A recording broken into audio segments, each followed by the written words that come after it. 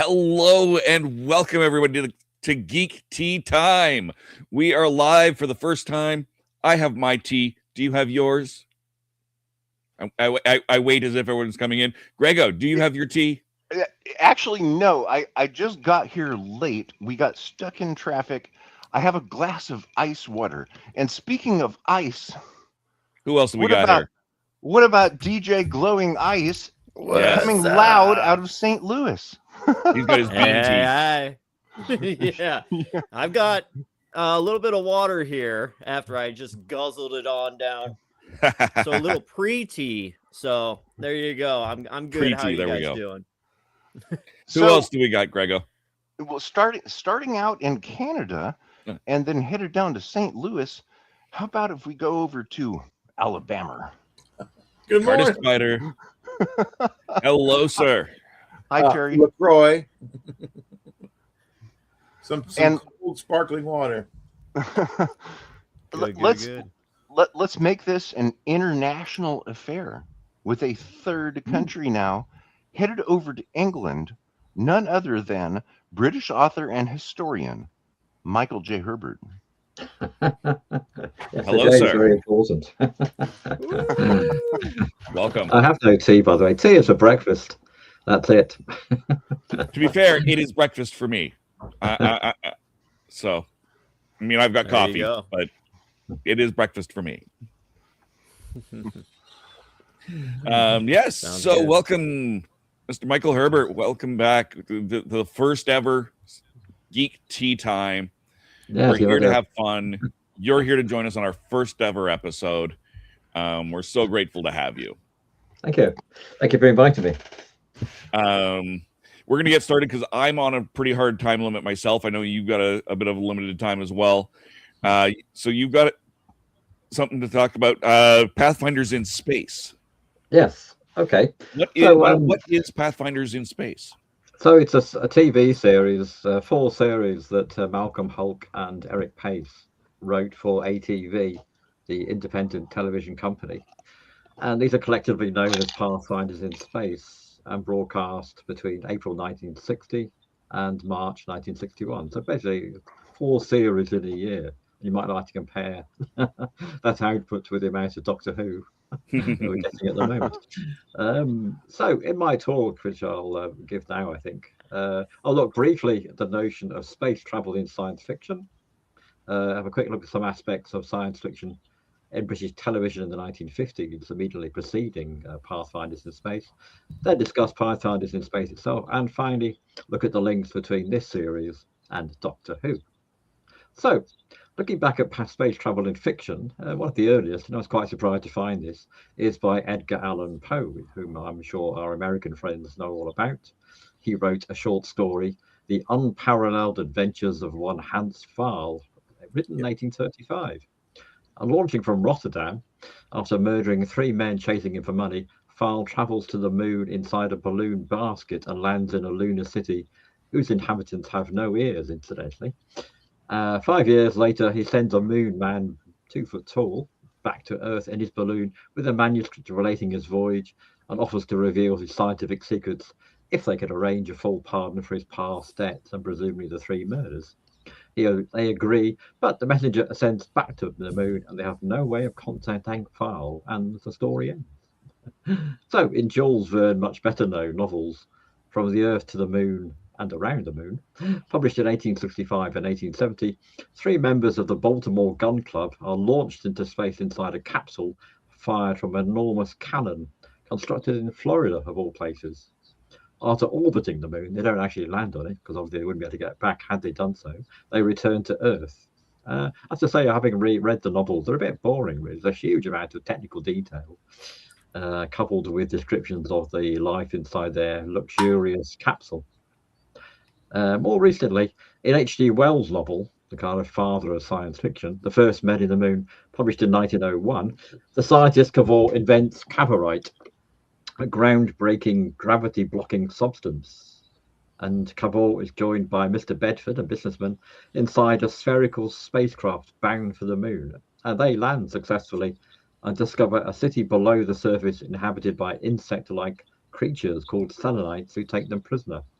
Bedford manages to escape in the sphere back to Earth, but Cavor remains. But he transmits radio messages detailing lunar society until the Selenites cut off his transmissions. And at the end of the novel, his fate remains unknown.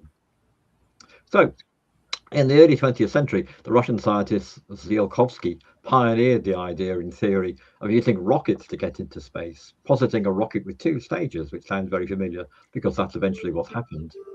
The first novel to describe a journey to the moon using rockets was They Shot into Infinity, Das Schuss ins All, written by the German author Otto Willi Gale, published 1925. The full-length novel to describe a journey to Mars by rocket is considered to be The Sands of Mars by, I'm sure, an author familiar to you all, Arthur C. Clarke. Published in 1951, it features a science fiction author, Martin Gibson, traveling on the interplanetary ship Ares, which of course is the Greek name for the Mars, to the colony on Mars.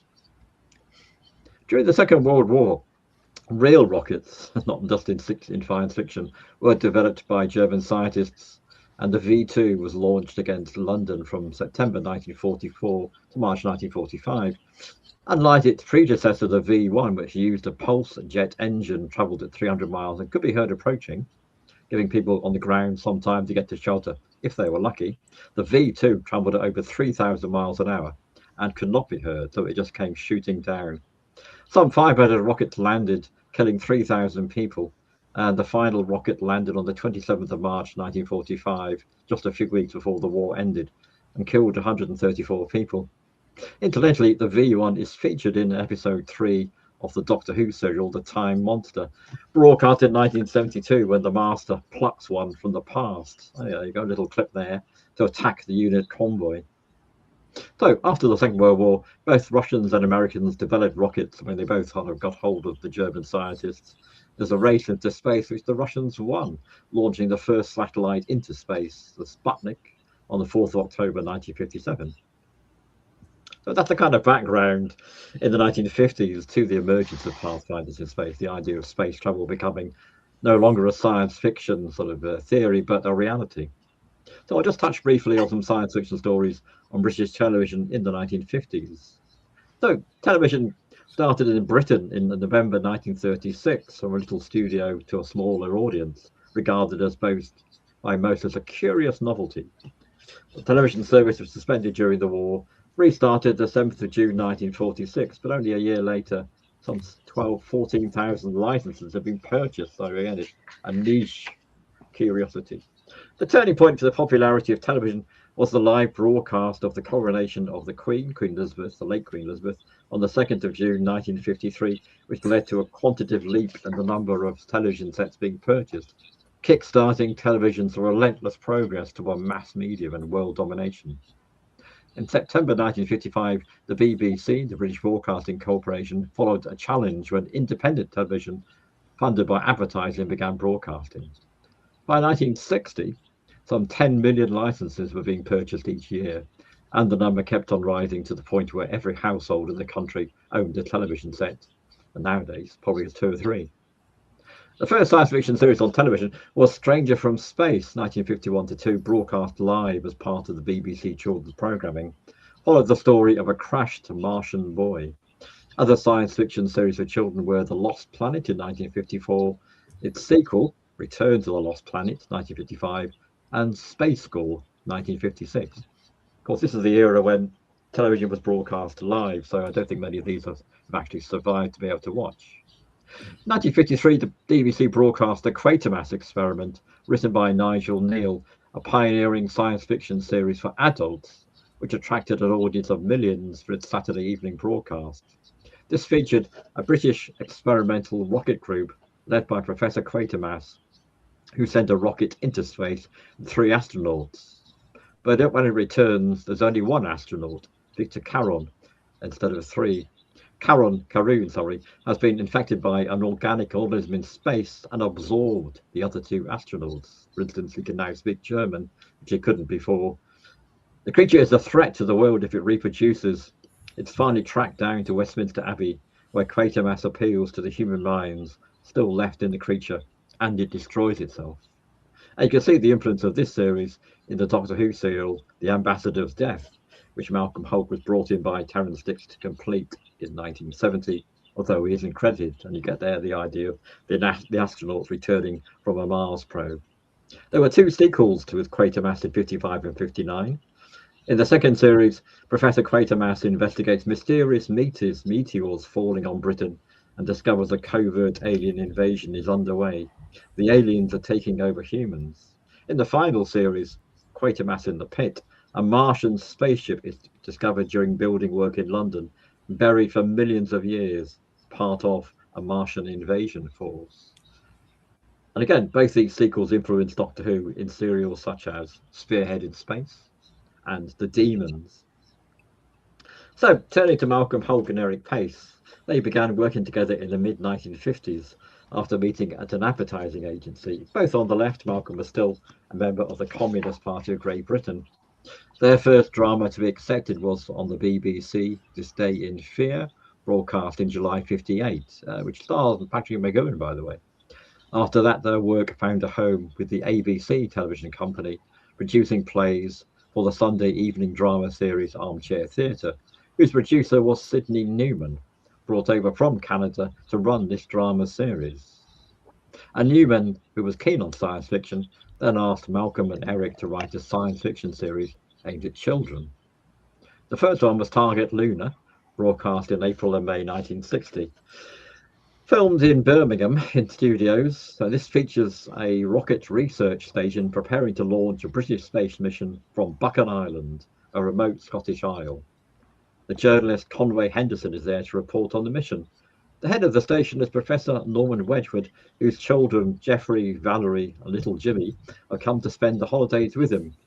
When Jimmy discovers that the astronaut Williams has become ill, Jimmy, aged 11, secretly takes his place and is launched into space in his stead. Buchan Island announces to the world that the first human has been launched into space, but conceals the fact that it is Jimmy who is heading towards the moon. Scientists realise that there is no heating in the rocket and Jimmy is in danger of freezing to death, but using radio stations around the Earth, they send him instructions in Morse, which Jimmy knows, of course, on how to turn on the heating, saving his life. After circling the moon, Jimmy is on the way back to Earth when they realise he's in danger from cosmic radiation, but they're able to send him instructions on how to fly faster and evade the danger. More danger when Jimmy falls asleep at the controls, but wakes up just in time. The capsule comes in over Alaska and falls into the sea rather neatly off the North Shetlands. Jimmy is rescued by 2 fishermen and taken to Buchan Island, where his identity is revealed to the world. And the journalist Conway Henderson reports on Jimmy's story for the Eurovision network. Mac and Eric, Malcolm was generally known as Mac by his friends. Mac and Eric told the TV Times they were keen to show a situation in which the different nations of the world unite. We soon see how the plight of one human being in an earthbound rocket catches the imagination of the whole world. Radio stations are linked in a global effort to bring the rocket home. Space travel is a great unifying influence among the nations, and the old law of the sea becomes the law of space. So, let's see. Oh yeah, Mary Field acted as a consultant on this and other subsequent series. An interview with Philip Purser in the Daily News, she set out her views on children's television. They're only a beginning. It will take 3 or 4 years before we get what we really want, just as it did in the people in this TV series are basically good people that children could and should mix with. There is no unnecessary violence, plenty of action, a definite purpose to each story. Malcolm and Eric's mixture of science and adventure was a success with young viewers and led to Newman commissioning 3 sequels. So the second one was Pathfinders in Space, broadcast in September and October 1960. So you might note how quickly they're able to produce television series in this period. They get the scripts, they set up the studios, they bring in the actors, they rehearse for a week, and then they record it on Friday night, and then they do the next one the next week, and so it goes. The new director completely revamped the cast with new actors playing both the adults and the children. Gerald Flood now played Conway Henderson, and you may note that in 1983, Gerald Flood played King John in the Doctor Who serial The King's Demons, as well as providing the voice for the robot Chameleon, which featured in Doctor Who at this time. Yes, chameleon. Maybe we'll discuss that one day. A woman scientist, Mary Meadows, joined the scientific team. So they're preparing to launch a mission, this time to land on the moon on the Sea of Vapors. The children are on the base to watch the launch.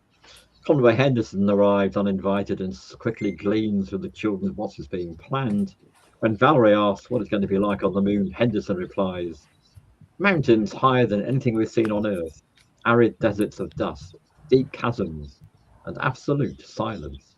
And craters, vast craters up to 150 miles across. You know, your father will probably find out what caused those craters, and he will also probably find out where the moon came from." Henderson suggests that the moon may have broken away from the Earth in the far distant past. The expedition uses 2 rockets, but an accident means that the supply rocket now needs a crew, resulting in Henderson, the 2 boys, taking off inside, and after the launch, Valerie appears in the cabin having stowed away. Both rockets land safely on the moon, but exploring outside, Jimmy falls down a metal shaft and into a cave containing relics of an ancient alien expedition to the moon, including a frozen humanoid and Hoy's spaceship in picture book. And being a British expedition, they succeed in making tea in the cave. They also open up a sealed capsule, which turns out to be a nuclear-powered alien spaceship. But then, a meteorite shower from space puts the expedition in peril when the first rocket's fuel tank is hit and the ship explodes. Only one rocket can go back to Earth. They decide to send back Conway Henderson and Valerie. Those left behind have just a day's oxygen left. Then a miracle. The Pathfinders discover that the alien spaceship still has power and succeed in taking off and heading back to Earth. But the ship breaks in 2 when they hit the atmosphere. They're marooned in orbit in the surviving cabin. But Henderson pilots the rocket alongside. The explorers spacewalk across the gap into the other vehicle, and they all land safely back on Buchan Island. Valerie wonders whether the aliens ever found another planet. "I like that to think they did," Valerie replies to her father, as man reaches out to touch the stars. Who knows what he may find? So the sequel to this was Pathfinders to Mars, broadcast between December 60 and January 1961. At the beginning of the first episode, there's an explosion and Professor Wade Butchers is injured, cannot pilot the rocket. So Conway Henderson, again there to report on the lunar expedition, agrees to replace him. His niece, Margaret, arrives to watch the launch and soon displays considerable scientific knowledge. "Girls are tougher than boys," she asserts, and demands to be allowed to go on the expedition. "I don't think it will be as frightening as you say. I wouldn't be a passenger. There are all sorts of things I could do. I could look after supplies. I can cook, and I know first aid." So they agree to let her join the crew. And also Mary Meadows is on it, and Professor Hawkins from Australia, supposed to be setting up an observatory on the moon, who arrives just as the rocket launches. But he's an imposter. He's not Hawkins, but a man called Harcourt Brown. He takes the Margaret hostage and isolates the rest of the crew. He's convinced that there's life on Mars and turns the rocket towards it. When they land there, they don't find any Martians. And there are various threats from lichen and the dust and all sorts of other perils. But eventually they're able to take off, missing the 0 hour, and they adopt Brown's plan to head directly towards the sun and use the gravitational pull to increase their speed and slingshot towards the Earth. They're affected by rising temperature, but are eventually able to shield themselves in the shadow of Mercury. And they start their journey back to Earth just 7 days away, which is where that series ends. The final series was Pathfinders to Venus, broadcast in March and April 1961, follows on directly from the previous serial. As a return to Earth, MR4 picks up an SOS message from the direction of Venus, sent out by an American astronaut, Captain Wilson, whose rocket has been hit by a meteorite. The Pathfinders debate what to do. Brown says, "It's an old law of the sea that everyone answers an SOS call, whatever the risk." And eventually they agree when they learn that a Russian space vehicle is heading towards Venus, with fuel and oxygen.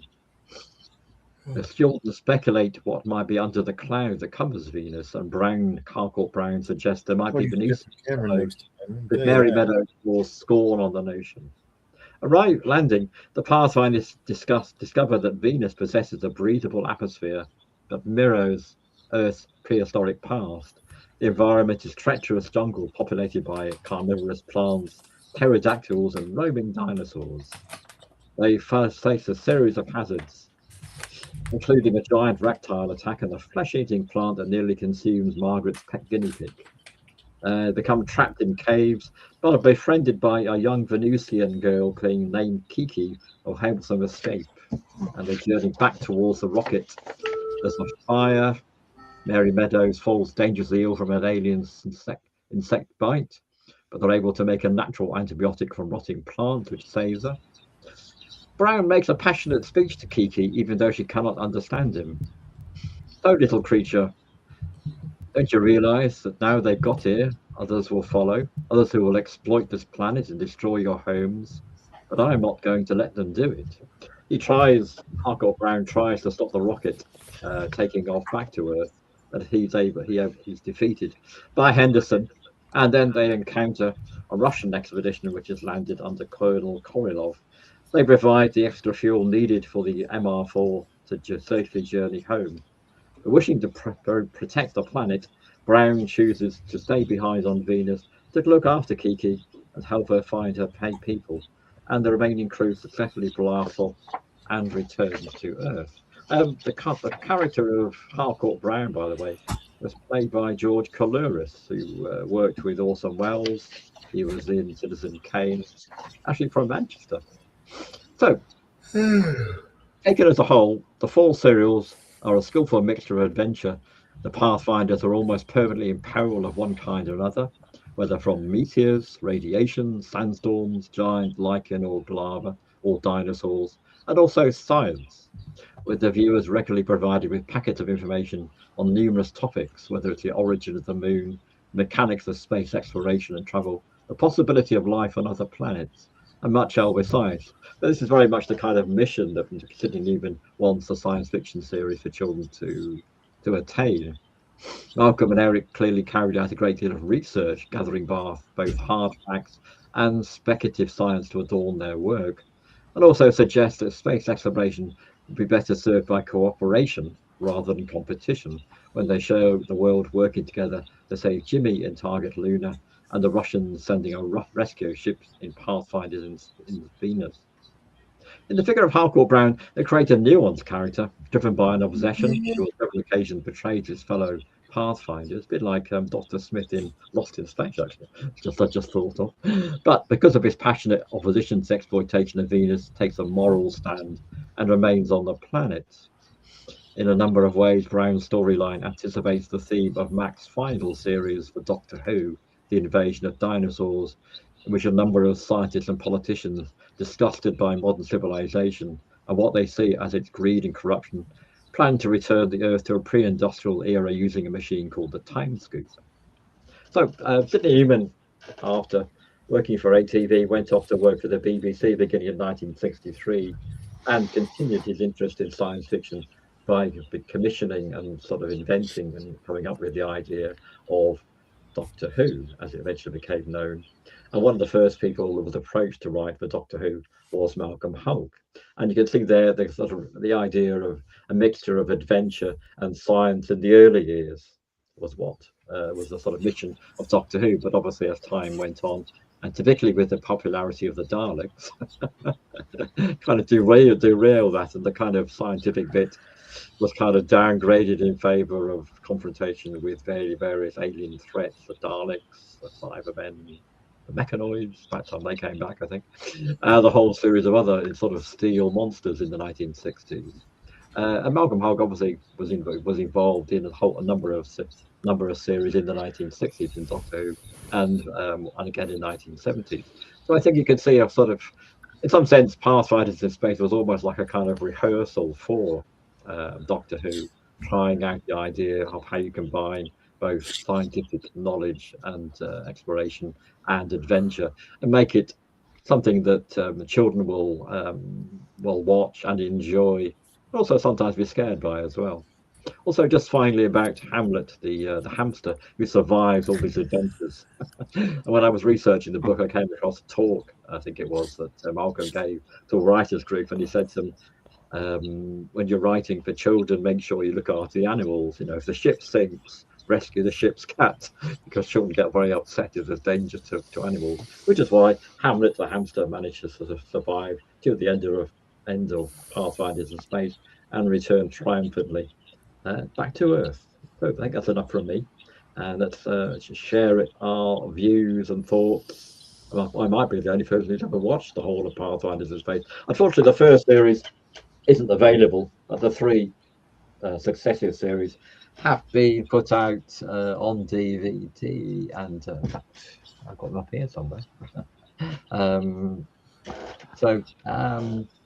Michael, Sorry. that is absolutely excellent, and thank you so much. Pathfinders in Space is something that I have not seen, and I knew that we were going to get educated on it today. And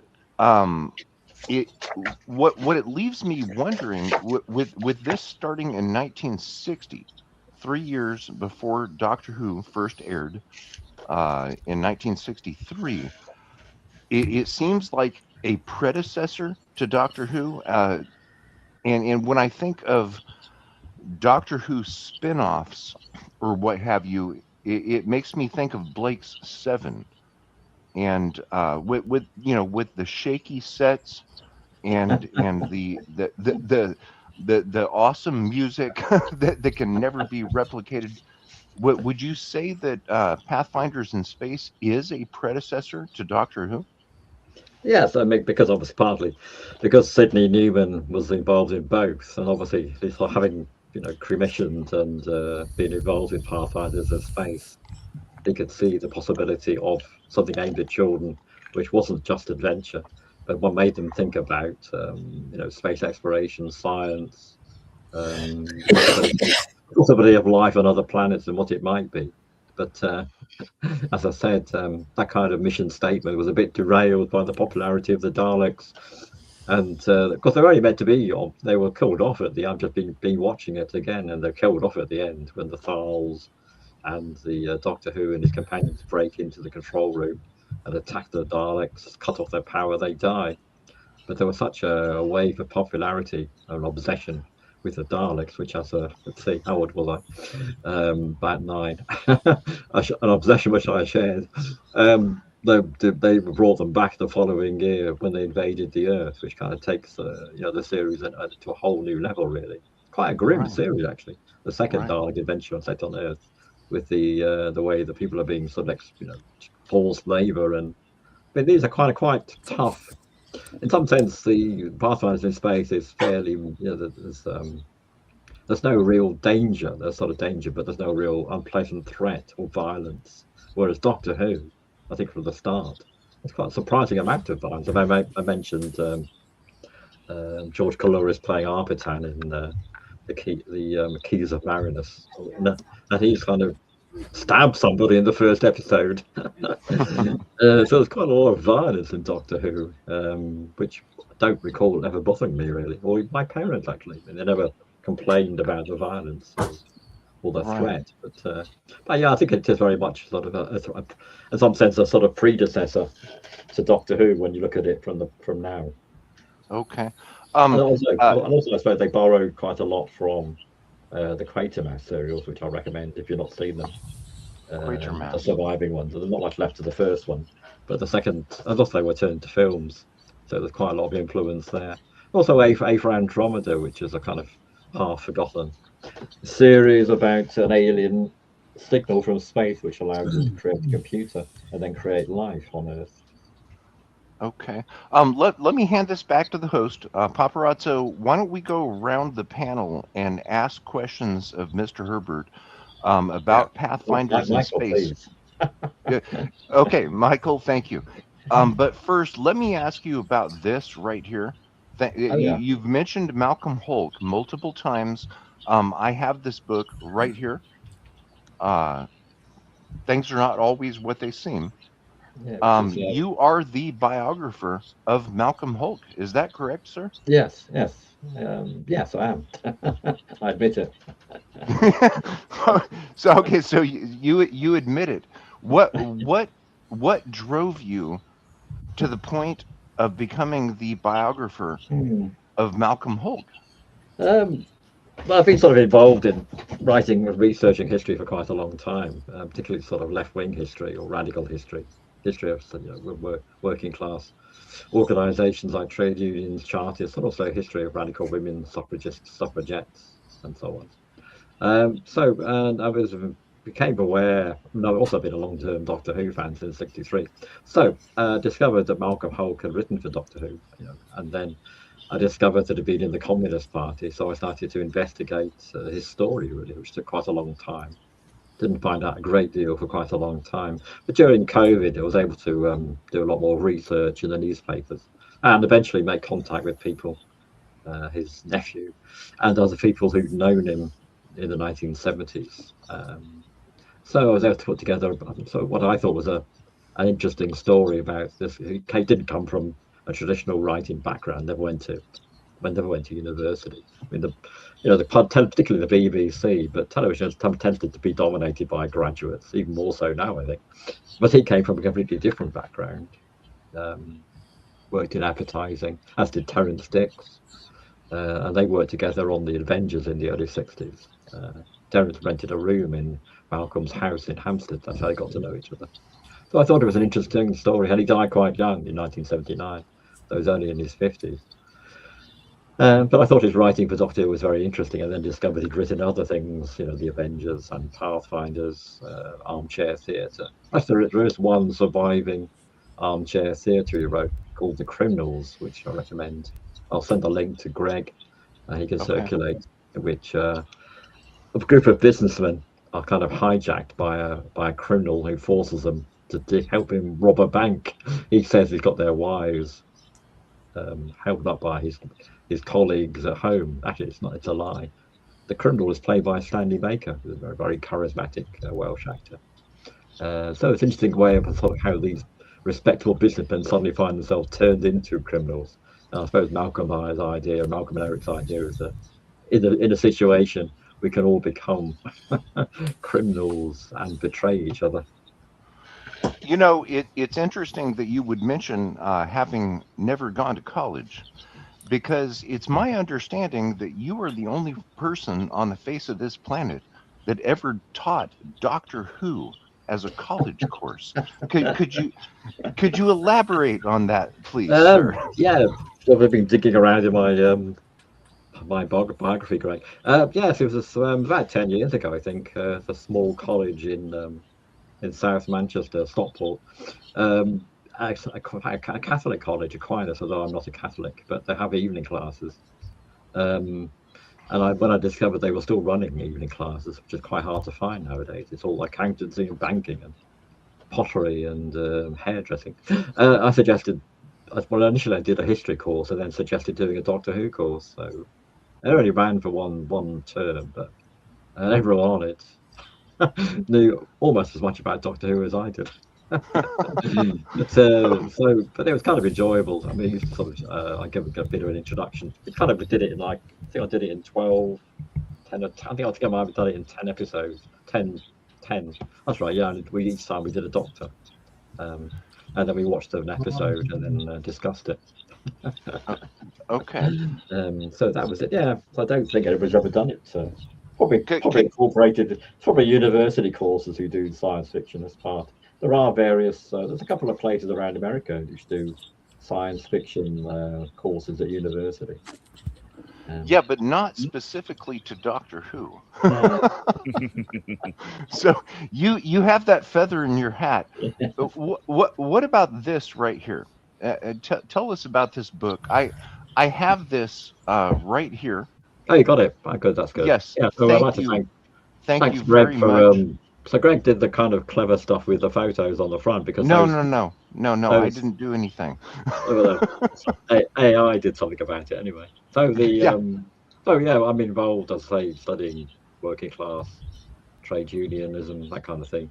So Mary was a story from Manchester, where I'm sitting. And she was a trade unionist in the 1920s. Originally came over from Ireland, became one of the most well-known trade unionists in the country in the 1920s, working for the Transport Workers Union and organising women workers. Died in 1958.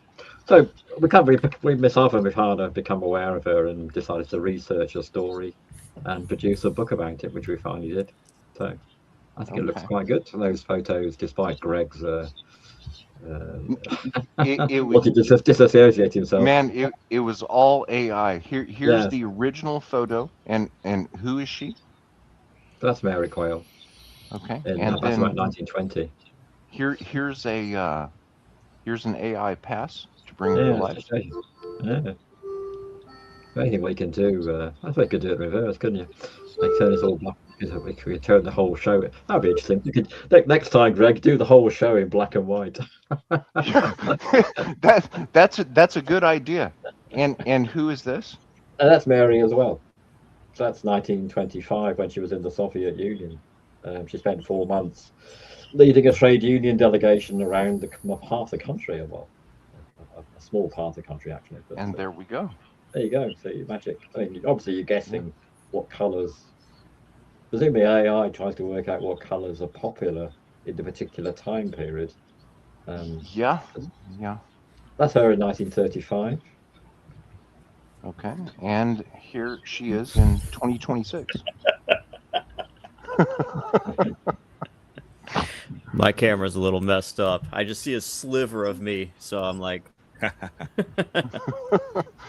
Yeah, you look like you lost a little bit of weight there, Blake. I know. and then here. That's Mary in 1951 when she was given a medal by the Trade Union Congress for her work as a trade unionist. So she And got then that here- medal. You can see her. Here she is in 2026, thanks to AI. Yeah, I think it works out quite well. That's hard to believe that image was not taken in color. Yes, I know. It's extraordinary, isn't it? If you look at it in black It's and white right there. It's one of my favourite Twitter accounts is Babel Colour, when this I can't remember who it is now, but he puts up pictures from the past which were originally in colour. He cleans them up sometimes, but Yeah, different ones sort of experimenting with colour photography, well into the 19th century. So there are extraordinary colour pictures from the First World War, for instance, of French soldiers. Actually, I imagine they stopped wearing this quite quickly. They're all dressed up in red and blue, rather conspicuous. I think after a bit, everyone goes over to khaki or grey. yeah. Well, in the Civil War, well, the North had blue and the South had grey, didn't they? Yeah, Those soldiers who managed to get hold of a uniform at all, which is quite often quite difficult. Anyway, I'm rabbiting on now. Ask me some questions. yeah. Babel cover. In America, Babel we call it Babel cover. Yeah. And I've been a subscriber for decades. Mm. Back when there was the first vision of colorizing Doctor Who. So, Paparazzo, take us around the panel and let's ask some questions of Michael Herbert. Or don't have to ask a question, just say what you think about. What do you think about the recent announcements in Doctor Who at the moment? Sure, well, let's start to my side here with DJ Glowing Ice. What did you have anything to ask? Do you have some thoughts? I'm not the biggest Doctor Who fan, just because I never got into it. I'm not saying it's like, bad, but I just never got into it as an American man in the Midwest. That's a rocker kind of guy. But Are you now? Have you ever been an Allman Brothers fan? It's interesting. No, it's interesting regardless about the writing, because I'm a geek in so many other ways, Star Wars, and I could go on and on. But my question would be, what is it that got you into writing in the first place? Like, what is the drive that got you to want to pursue this? I think I was encouraged by two friends, Ruth and Eddie Frown, who were involved with the Communist Party and also had their own library of sort of stuff about the radical movement in Britain from the sort of late 18th century. So they collected vast amounts of newspapers, pamphlets, pictures, and kind of created this working class movement library. So I got to know them around about 1980, and they kind of encouraged me to research and write, really. So I did some sort of early books, and then more recently, particularly with the advent of new technology, where you don't have to actually print the books yourself, but you can just arrange for them to be put up on Lulu, so people buy them directly. Right, So right. so I kind of enjoy communicating, I suppose, things I'm interested in, and you hope other people will be interested as well. So so a lot of the idea of books is, I think, still valid, because when the huge sunstorm comes in 5 years' time and wipes every server in the world, and what we'll have left is books. Yeah. Cool, So, cool. Yeah, TARDIS Spider. I don't know. Are you a Doctor Who fan? What did you think of all of this? Well, I'm going to watch Pathfinders tonight. It is available on YouTube. Oh, is it? Yeah, I checked while he was talking to us, and so I'll be watching that tonight. Small Doctor Who fan, I would think. It's and anything that is part of the origin of Doctor Who is going to be something that I'm going to be interested in, and I'll probably be making a video about in the near future. well, what you should read, if you haven't got it already, is a book that Malcolm Hulke and Terrence Dicks wrote in 1972 called The Making of Doctor Who. I've heard And of they investigated the origins of the show, which nobody else had written about, really. So I think Malcolm, because he knew Sidney Newman and people in the BBC, sort of tried to track down exactly how Doctor Who had emerged in the spring of 1963 in various meetings, most of those documents are now on the net, of course. So they did two versions, one in 72 with John Pertwee on the cover, and then one in 76, I think it was Tom Baker on the cover. So those are well worth reading if you're interested in. And there's also a whole series of books coming out recently, in-depth analysis of the sort of origins of the show, and also there's a production diary of the William Hartnell years, and I think there's one coming out soon about the production diary of the Patrick Troughton years. It's done by Telos Publications. I think they're producing a vast amount of Doctor Who stuff. So there's everything that's ever been written about Doctor Who in the BBC archives is being unearthed. Well, I will avail myself to that. Michael, if we could take a viewer comment here, from the core of sci-fi fantasy, seeing Doctor Who descend into woke madness has been heartbreaking. Least we'll always have the original series still the best. Now, this actually reminds me of this news article that you shared with me right here from The Guardian, called A Poisoned Chalice. Will Doctor Who survive the Russell T Davies era? And this went into great depth with the lowest ever viewing figures, the identity crisis for the show, and the confusing Billy Piper based cliffhanger. And whoever takes on the BBC fantasy drama is going to have a challenge. What are your feelings on the current state of Doctor Who? not to put you on the spot there. Just say I didn't really like what happened over the last couple of years, really. No, I think they went down a large article dead ends. I mean, I'm I think of myself as progressive and on the left, but nevertheless, I think the show shouldn't sort of ram politics down people's throats. I mean, Malcolm did, introduce broad political messages to a certain extent, but it wasn't agib. His episodes of Doctor Who weren't agitprop; they were quite broad. The War Games is about how terrible war is. And the sort of the Invasion of the Dinosaurs is about sort of the environment and also things like that. So there are sort of broad messages, and also other, like the Green Death is also about the environment, isn't it? So there were some political messages, but they were kind of broad, things that most people would agree with. Most people would say preserving the environment would be a good idea, and not building over it. But so I think the recent last two series, particularly of Doctor Who, really kind of went down a logical cul-de-sac and alienated a lot of long-term viewers. Anyway, there are people much better placed, like Brendan Noble on his show, The Sense Sphere, and others show, which we've discussed it ad infinitum about what's gone wrong. So whether it'll survive it, I don't know.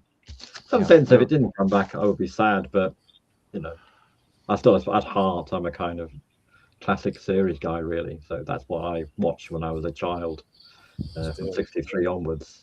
So I still got 63 to 89. Just started my nth rewatch with the Daleks. Looking forward to the Keys of Marinus. So, you can watch the old series and enjoy it as a nostalgia, I suppose, or maybe we just discover it perhaps for the first time. Be interesting to see what young people who've never seen it before would make of the classic series, really. Well, that was what I was going to ask. That's what I was going to ask you, Michael. How would you get young people to watch Pathfinders, or would you recommend them not to watch it? It's difficult, isn't it? Because obviously, those of us, I was born in 1955, so I grew up with television almost.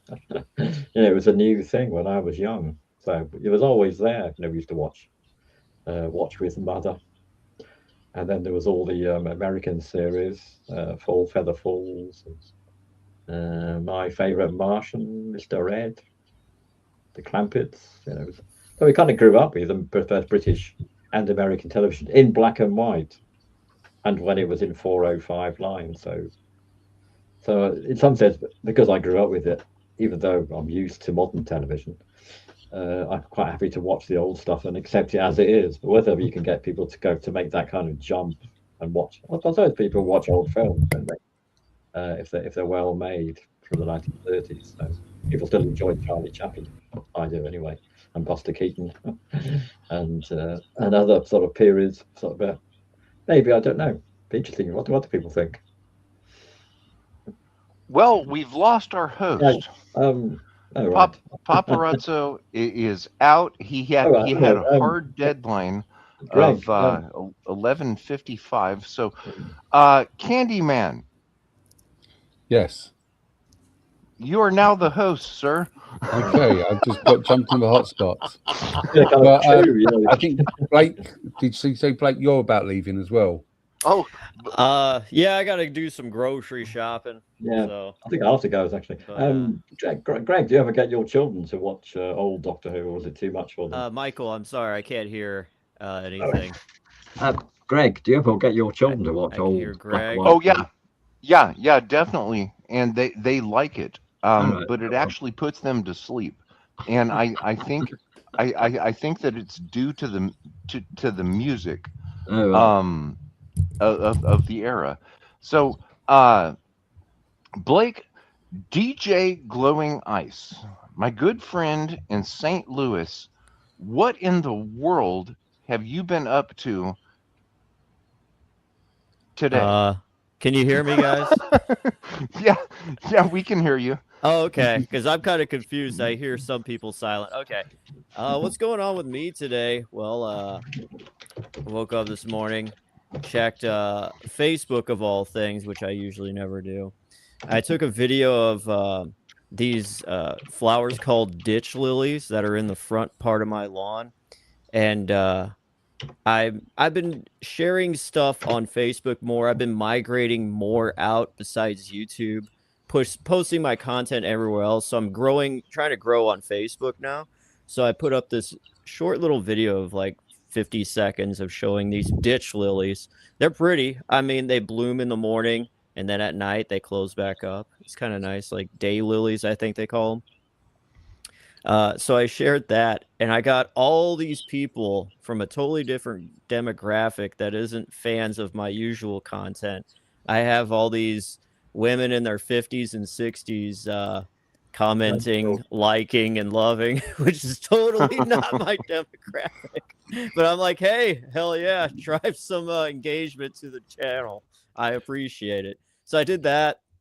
Had a coffee, and then I'm here with you wonderful folks. The wife was watching a game FIFA, you know, football, soccer here in America, but that's about it. And we're gonna go to good old Wally World and do some grocery shopping. Cool. So Blake, are you going to change your name to DJ Growing Ice now? I think so. I think so. Yeah, I think so. One time, someone gave me the nickname DJ Glowing Eyes. I don't know, but besides that, yeah, that's what's up. Well, you're growing your lilies, so you might as well have another channel called DJ Growing Ice, so you can talk about flowers and growing flowers. I need to. I've gotten a green thumb this past year, just trying to plant whatever I can that'll actually grow. Most of it dies, but I've been trying to grow some mint as well for tea, and that actually has worked. So I'm surprised. So, Well, yeah, that's a good idea. Yeah, once you start growing mint, it doesn't stop because it runs roots underneath the ground, and you cannot stop mint once it starts growing. So you plant it once, and it's pretty much a forever thing. So, Which is good if you like mint. Yeah, well, if you like mint, so yeah, which yes, Candyman knows. I don't care for mint. not my favorite flavor. Okay, so it looks like Michael Herbert is out as well.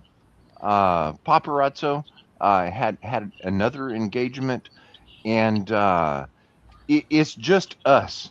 So do you guys want to hang out all day long, or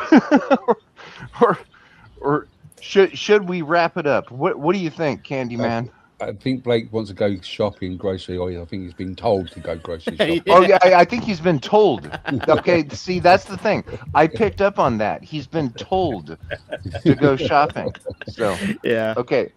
All right. But I think we should wrap things up because all right. If Blake, it's going to just be us three. Okay, Blake, it was really nice to see you today, and thank you for stopping by. I love our conversations. Okay, I'll just leave it at that. you know. Okay. I know. Oh, I know. This is Sorry, a good guys, buddy. I wish you could this is be a good in buddy it of mine. But yeah, I hope I didn't break any of you guys' hearts by saying I'm not the biggest fan of Doctor Who. Yeah, no, you're breaking my heart, Blake, and I'm never going to recover from it. You know that. I'm horrified. I'm horrified at this statement. Oh.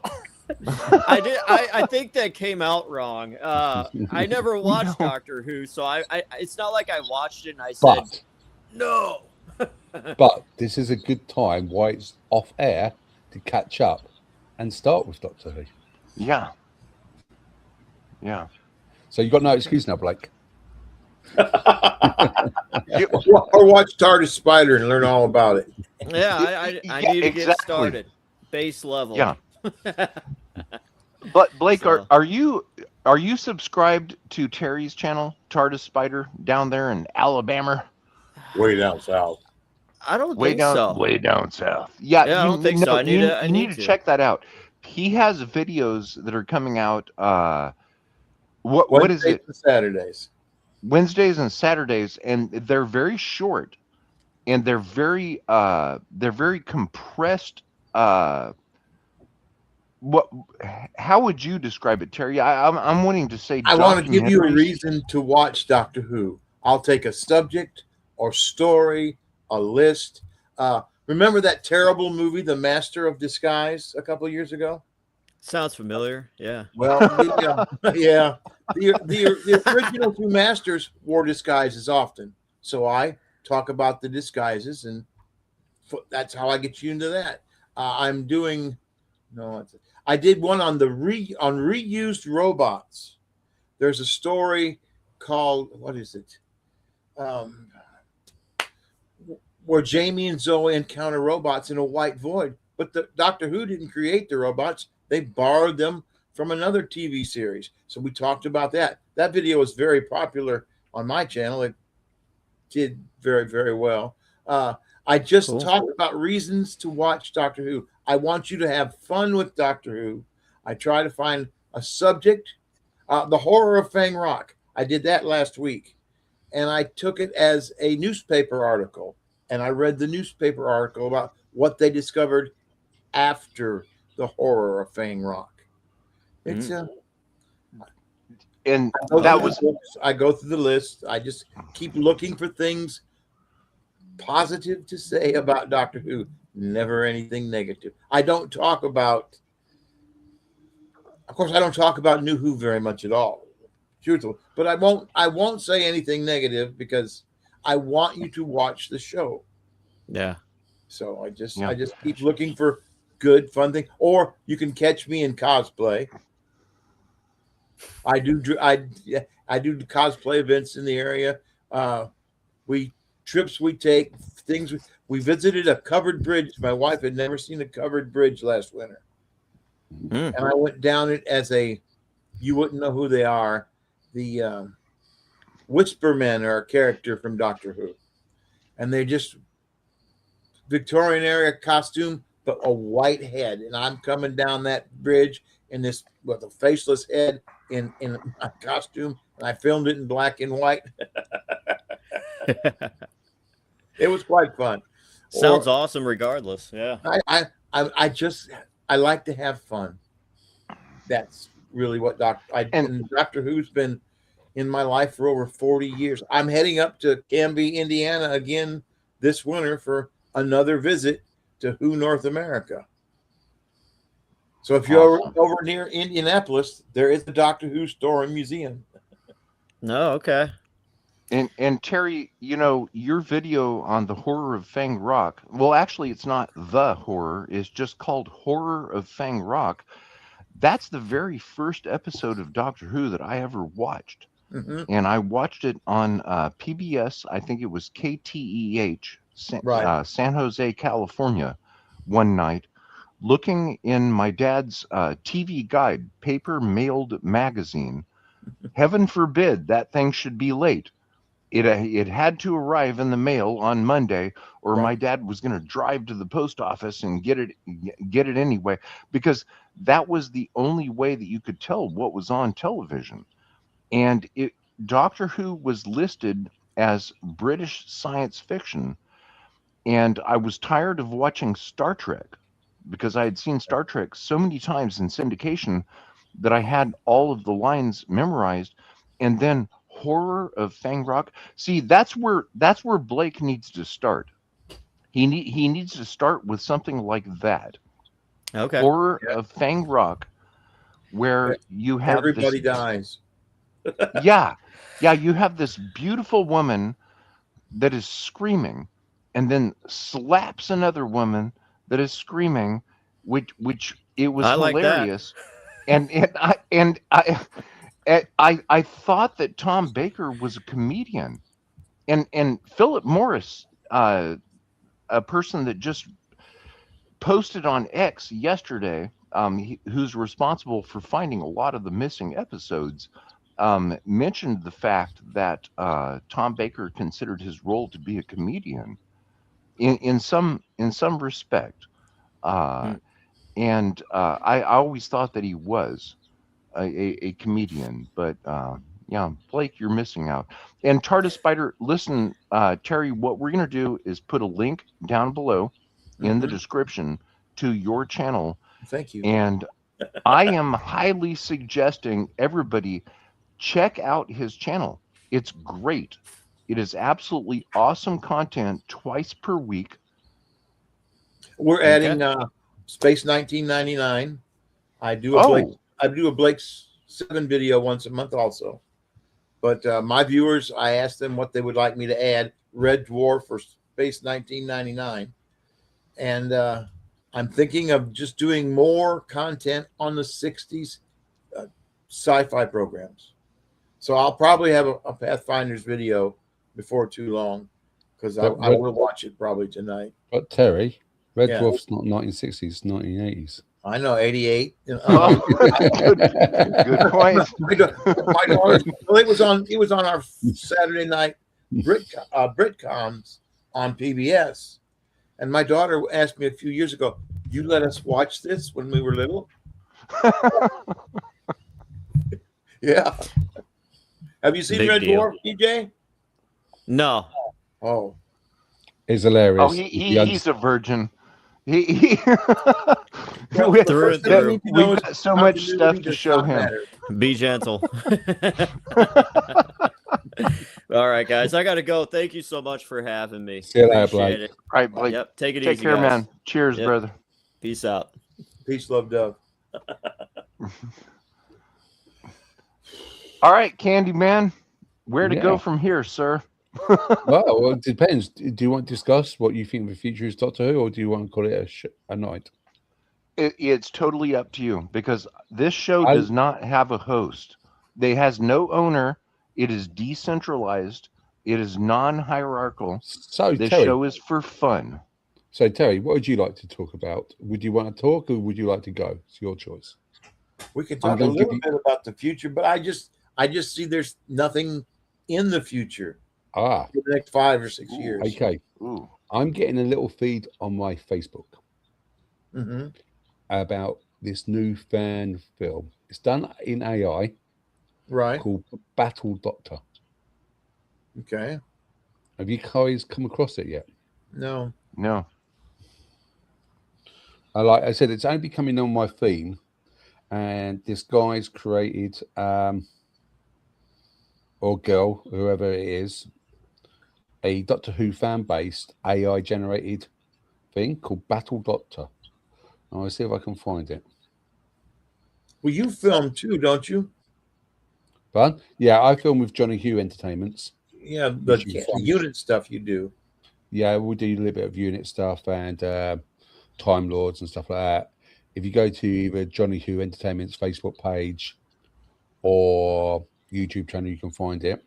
So I think there's going to be more fan base while we're in the wilderness years, like it was last time. Mm-hmm. They need to find three times a year. They need to find a way to create a positive headline. I'm going to need to take off my virtual screen because some reason virtual screens do not like. You'll be in the kitchen again. Yeah, I'll be in my kitchen with pots and pans. Speaking of the kitchen, I need to run to the kitchen. I'll be right back.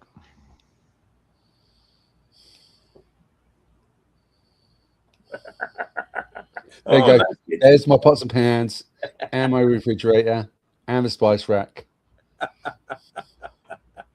I do all the cooking. My wife has only cooked 2 or 3 meals in 35 years.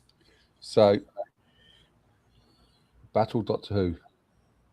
Oh, I'm looking. It'll be on the TV in a second. TV's behind the computer. There it is. I think it looks really cool, even though it's AI. But some of the artwork, some of the AI artwork is like, Well, you know, they had the university recreate Mission to the Unknown. Remember that? mhm.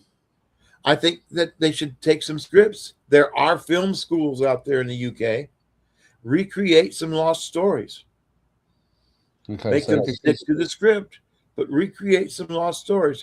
Have a contest where the BBC releases the winner. I mean, they can have positive things out there.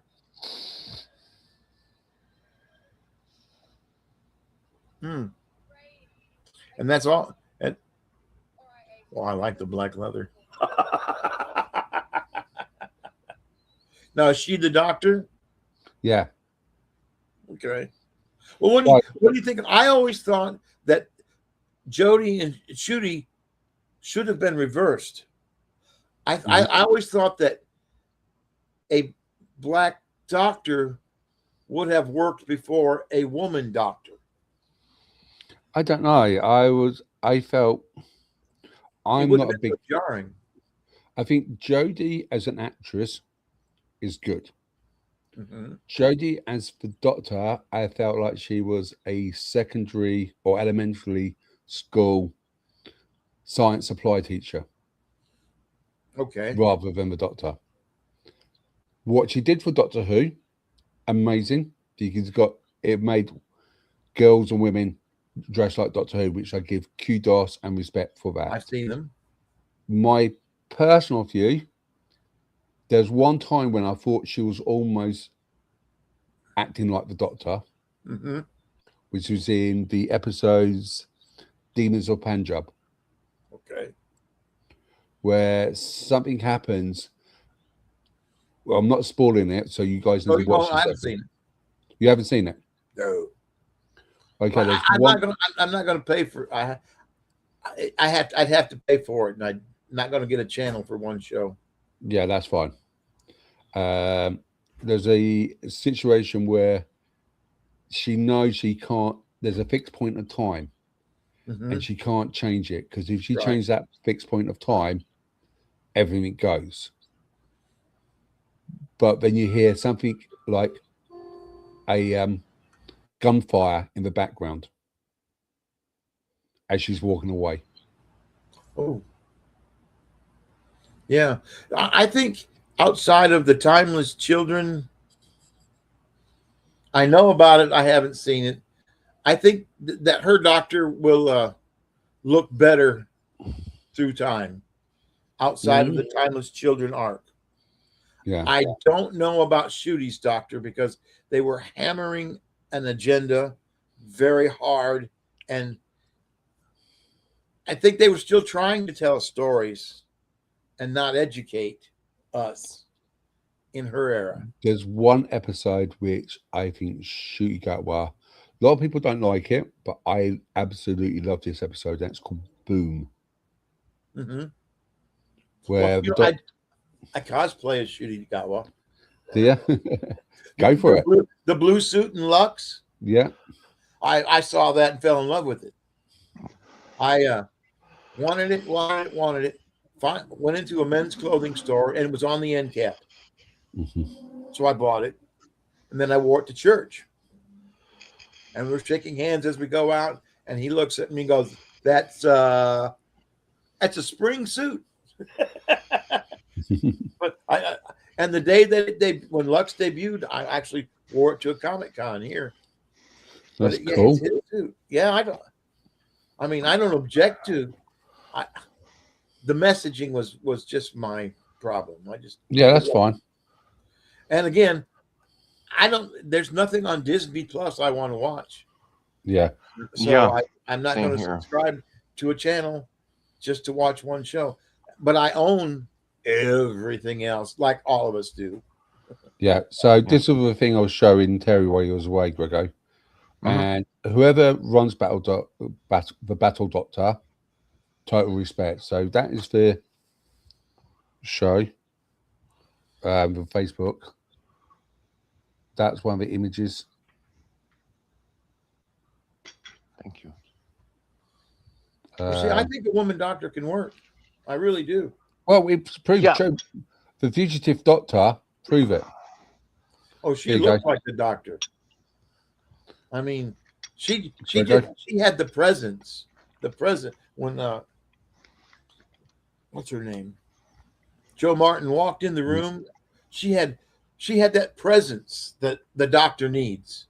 Yeah, More than anything else, she walked into the room. The posture, the stature, that's the doctor. Because the doctor needs to walk into a room where the nuclear reactor is breaking down, take charge over all the scientists. And Joe Martin looked and sounded like she could do that. Yeah, and she's in Big Finish now. And something you had mentioned, Terry, about the recreations of missing episodes. With Mission to the Unknown, I interviewed Andrew Ireland from UC LAN. In fact, it's on this channel right now, the interview with him. And something that he said was that Marco Polo could be remade in live action Right. in a very short amount of time. And I think Mission to the Unknown, well, I don't think, I mean, it obviously is Mission to the Unknown by UC LAN, and that cast and that staff of university students is the #1 remade missing lost episode, and it might even be superior to the original episode itself, which was wiped.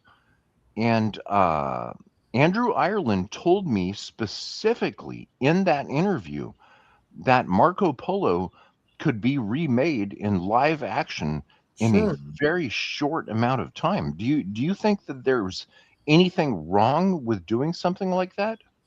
No. The only problem I might have is whether or not they use deep fake. Deep fake, meaning Yes. So deep fake, you say you like, for example, you've seen Rogue One. no. Who's my geekdom? That's about it. Okay. Have you seen Fast and Furious? That's no. Modern. No. I'm old.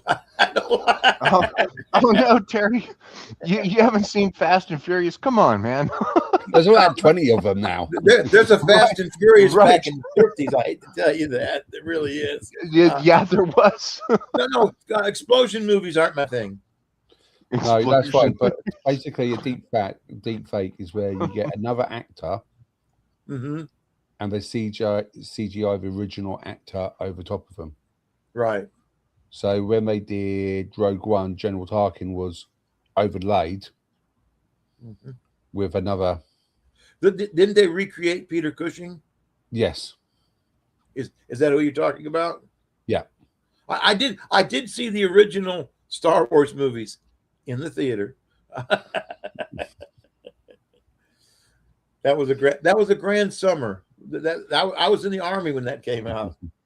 I still have a struggle when you guys refer to the cinema as the theater, because to me a theater is like a theater show or operating theater. Well, we have several of those here. We are a major metropolitan area. But to me, when you go to the theater to watch a film, it's a cinema, not a theater. Yeah. Well, it's just the difference between US and UK. well, no, we can have those differences. I grew up in Michigan, which is way up north. We drank pop. Down here, everybody drinks Soda. Coke. Right. Or soda. But pop. Cokes. Yes, it would just the So, difference. do you guys ever use terminology for soda or pop for fizzy? A fizzy. No. That Fizzies were little capsules you put in water, and you made homemade pop back in the 60s.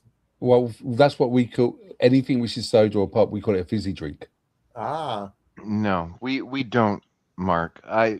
Here's the thing, and all gratitude to you for bringing these shows to life that discuss the differences between British culture and American culture. Okay, nothing is lost here. Thank you very much. In California, they're all called Cokes because Californians are stupid. Okay, they all say, yeah, let me have a Coke. Okay, that can mean anything. It can mean a Pepsi. It can mean a Fanta orange drink. They in California they just call it, let me just get a Coke. Okay, now down there in Texas, they call that a soda. Okay, and if in heaven forbid that somebody should call something a pop down there in Texas, because if you call something a pop down there in Texas, you are obviously not from there. So it's contentious, and that's funny that you should bring that up. I must admit, we did use the word pop, but it's more fizzy or soft drinks we say in the UK. No. well, I don't drink pop anymore anyway. yeah, me either. I drink sparkling water, coffee, and a nice red wine. So what do you call water from the tap? Do you have a name for it or a nickname? Water. So in the UK it's water, but we have a nickname called Council Pop. Council pop. what? Yeah, Wait a second. council, What? city council. Three syllables for that? I Council wonder clerk. what they call it in Flint. Danger, danger drink. Do you know about Flint? No. The city of Flint, to save money, switched their source of water and they poisoned their city. Oh, right. So, it was Yeah, you terrible. don't drink council pop from Flint. Flint, then. Michigan. Flint, Michigan. Yeah, Yeah. that was a big news story for a while. Jackson, Yeah. Mississippi has the same problem, which is strange. I went to Jackson, Mississippi to see a Rembrandt exhibit. I've seen the only Van Gogh I've ever seen in Jackson, Mississippi. And I've been to art galleries in Chicago, Washington, D.C., but the first ones, Jackson, Mississippi. And Mississippi is a very, there's nothing to do there. Nothing. Did everybody leave? No, I'm still here.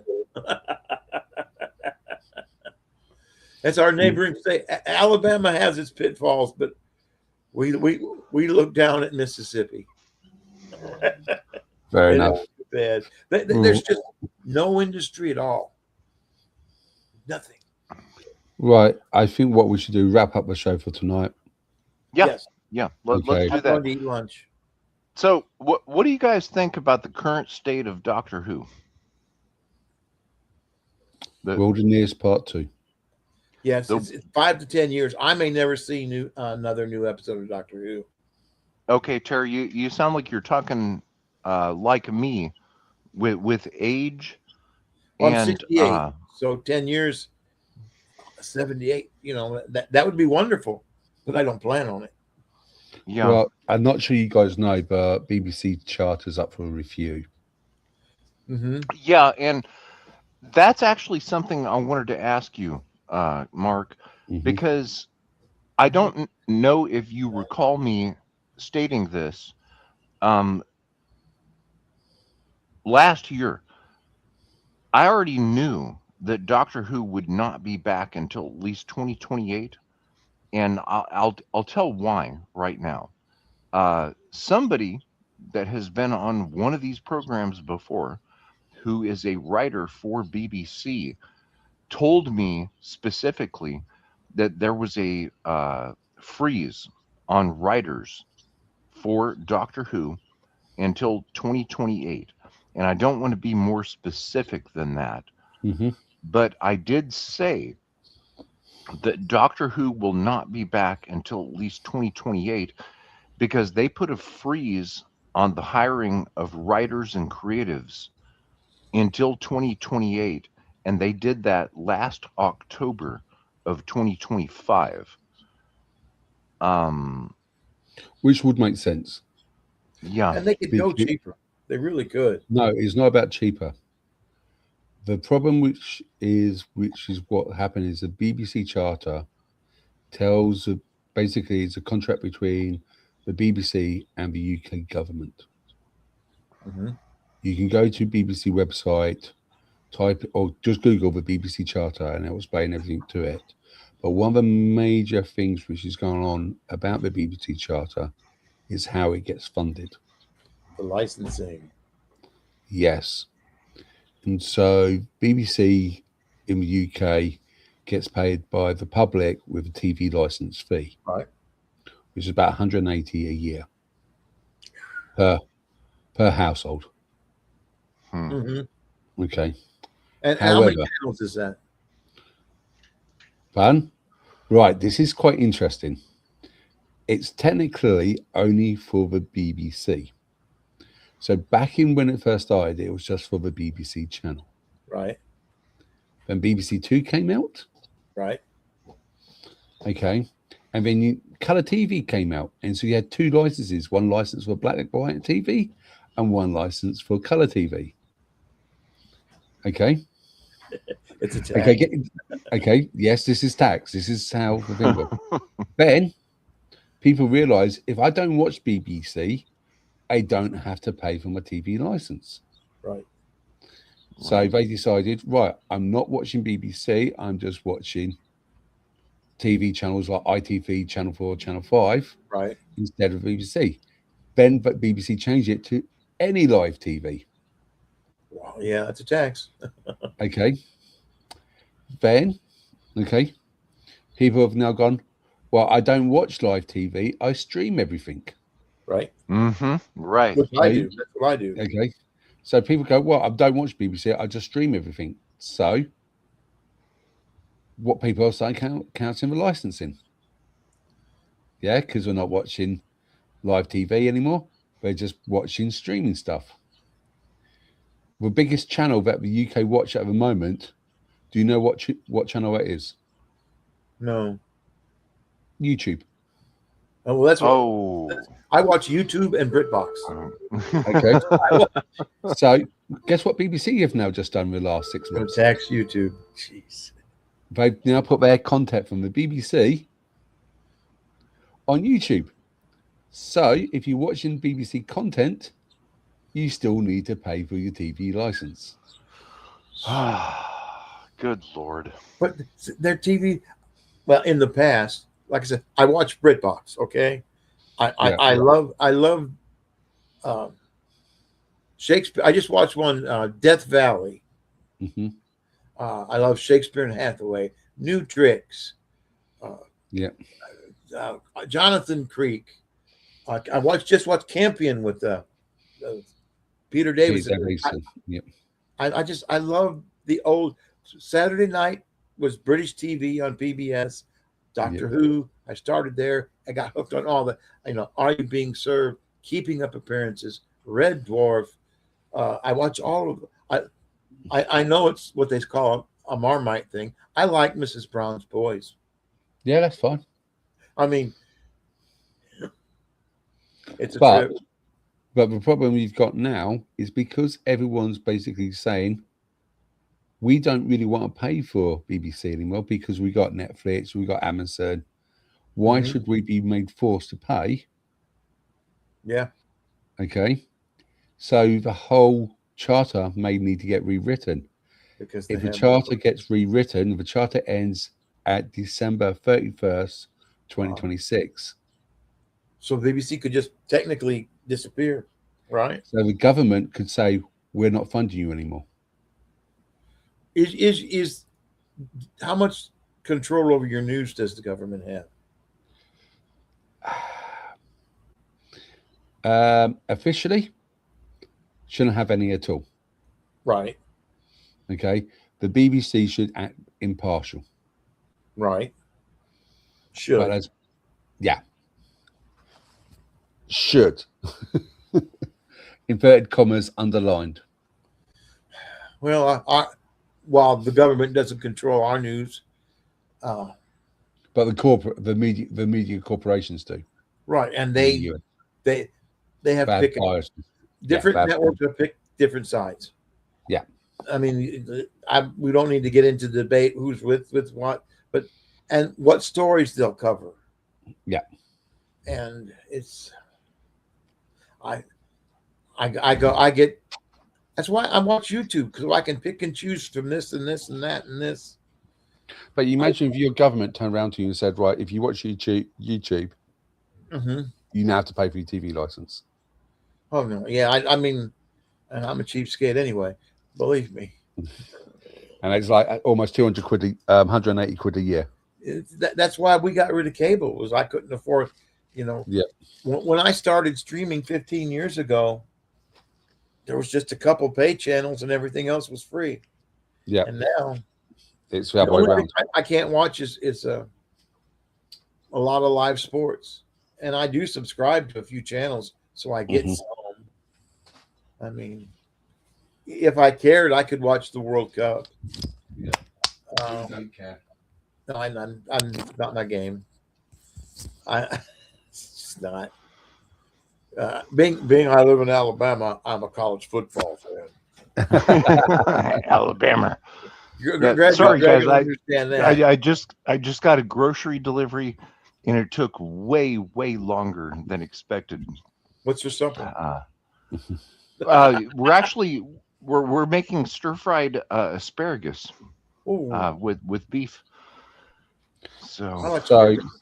so since the charter's up at the end of this year, we don't know whether or not the BBC is going to carry on with the TV license, Right. whether or not they're going to put the tax within the council tax, Mhm. or they're going to pay as you go streaming. So Will they quit broadcasting over the air? we don't know yet. Uh, So we don't know what's going to happen, how they're going to get funded. It may be as simple as 2026 goes and gone, mhm. and it stays the same. Right. But it's all up in the air at the moment until 6 months from now. They're trying to figure out how to get more money out of you. So it depends on which way they want to go. Because a lot of people are saying it's not value for money. Right. So people are going, well, it's not value for money. We're not paying. And literally, so this is where, how do you pay your writers? How do you pay your actors Mm-hmm. when you got no money coming? Yeah. So they'll find a way because they like their money. But that's what I mean. Because it's on, everything's going to change. So you still have no commercials, right? We still have no commercials on BBC channels. Okay. So BBC, we got BBC 1, 2, 3, and 4. Right. We got remember also the radio shows are also paid for by the TV license. Mm-hmm. So you got the national radio shows, you got 5 of those, and also the local shows, Right. and also BBC iPlayer. Okay. That's just domestically. We're not talking about BBC World Service or BBC America. And that's all funded by the domestic side of it's funded by TV license payer. BBC World Services are different because they do get paid by advertisements. Right. And technically, they're 2 different companies. So what percentage of the population has just quit paying the license fee? Okay, let's have. that's a good question. That's a good question. And while Candyman is looking at that, let's take a look at a couple of viewer comments here. Demon Animation He's a great 2446. cosplayer. I know him. We need more Daleks. Hey, Demon, how you doing? Demon, what's up, man? Do you want to come on the show? This is a free open show for everyone, not owned by anyone. Come on here. And He's then over something in Pensacola. in Pensacola, Florida. Okay. And then here we go. Mr. Damonus from Detroit. True facts.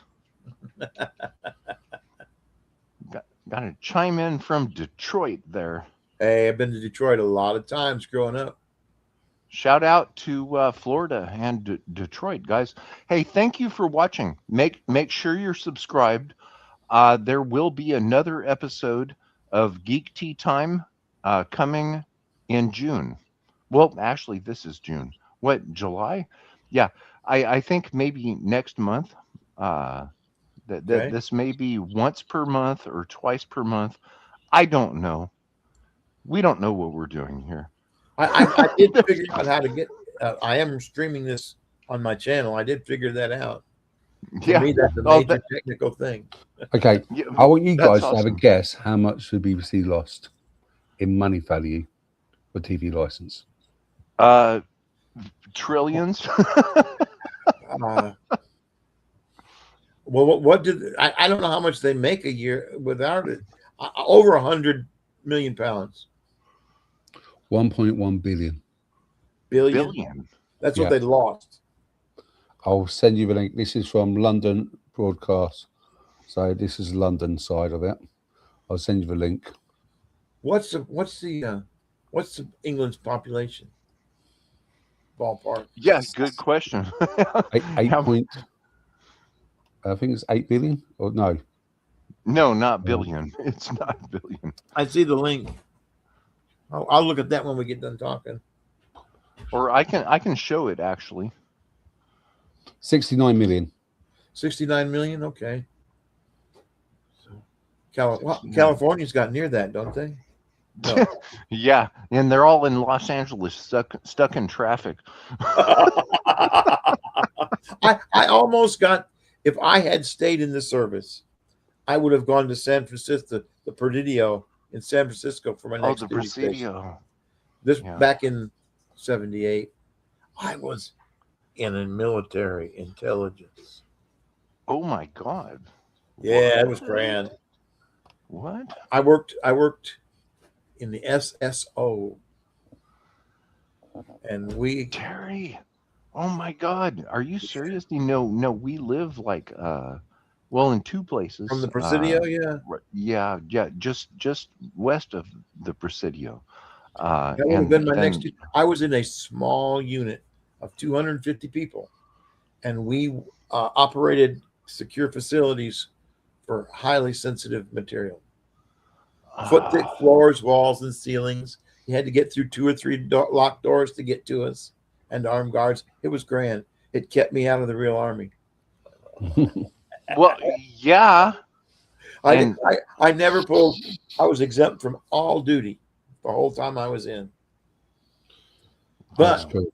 if something would happen, we couldn't leave the facility because we were controlling the classified information for the generals, and they needed to have access to it 24/7. So when something would go down, twice we had to stay in the office a week. They just set up a cot beside your desk, and you.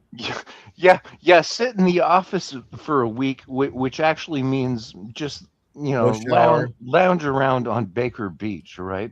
Yeah. Yes, sir. Yes, sir. Right.